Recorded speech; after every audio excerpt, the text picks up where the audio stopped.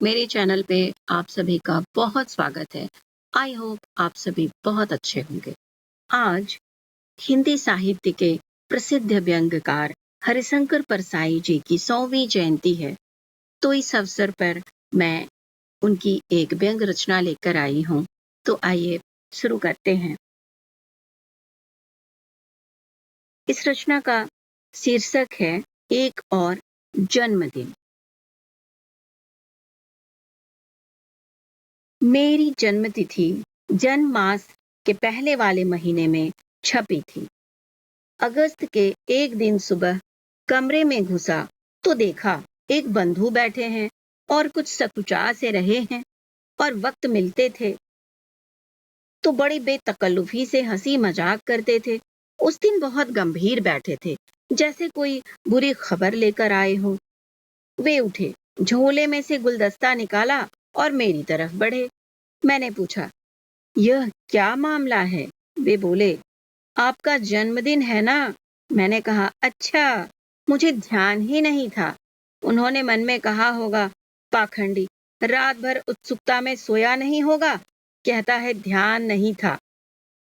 उनका गुलदस्ता देने का शायद पहला ही मौका था और मेरा लेने का। दोनों से नहीं बन रहा था। दोनों को अटपटा सा लग रहा था। बबूल की डाल को तो कांटे बचा लिया जा सकता है,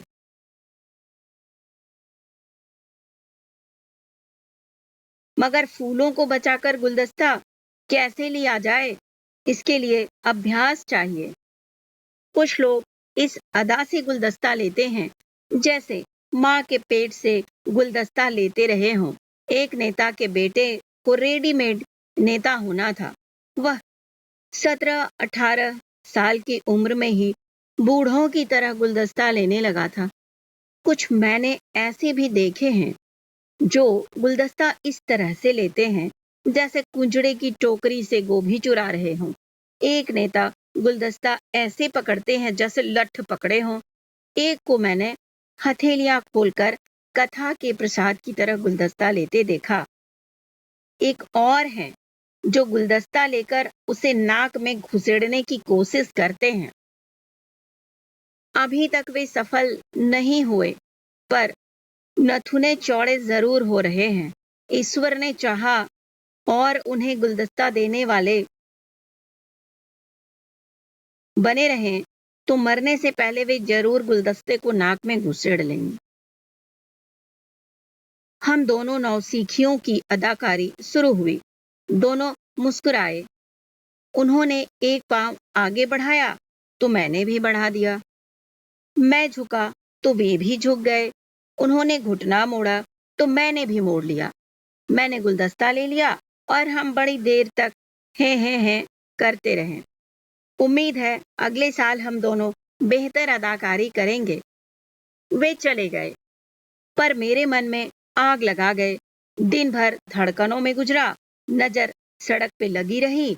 हर राहगीर को मैं बड़ी लालसा से देखता कि यह शुभकामना देने आ रहा है। वह आगे बढ़ जाता तो सोचता लौट कर आएगा। पोस्टमैन और तार वाले की राह देखता रहा, मगर शाम हो गई और कोई नहीं आया। गुलदस्ते का अपशकुन हो गया था। कुल 1 तार और 3 चिट्ठियां आई। जन्मदिन को सीरियसली नहीं लिया गया।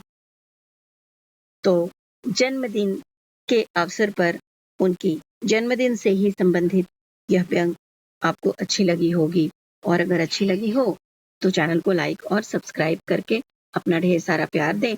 धन्यवाद।